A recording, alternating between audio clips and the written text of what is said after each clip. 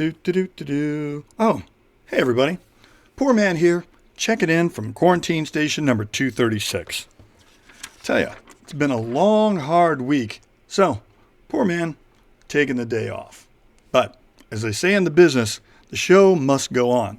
And so my buddy G-Mac was watching last week's show, and well, I tell you what, I'm gonna let him tell you about it. What do you say, G? Take it away, G-Man.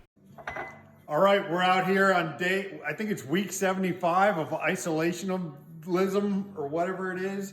But hey, this is a shout out to Mike Mewborn for coming up with the black smoke drink for happy hour on Friday night, babies. Because here it is, a little bit of mezcal. We didn't have mezcal, so we went with a little tequila desartes and a little agave, a little bit of lime. And if you're so inclined, you might want to flavor it with a little bit of orange. But right in here, baby, blackberries. Blackberries, baby. So we're going to take it all up. We pre-mixed it to save you the time. We're going to shake this baby with the SC glass. You can see that coloration. There it is. And here we go.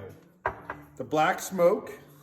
What a perfect drink for a Friday night for being in isolation. We're going to top it off with a little bit of smoke. We're going to light this thing up with a little bit of rosemary. That, fellow isolationalists, is the black smoke. Michael, thank you, baby.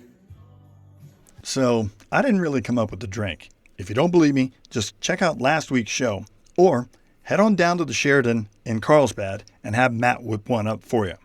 But you can see, these drinks are so easy, even Greg can make them. Thanks for giving poor man a day off, Greg.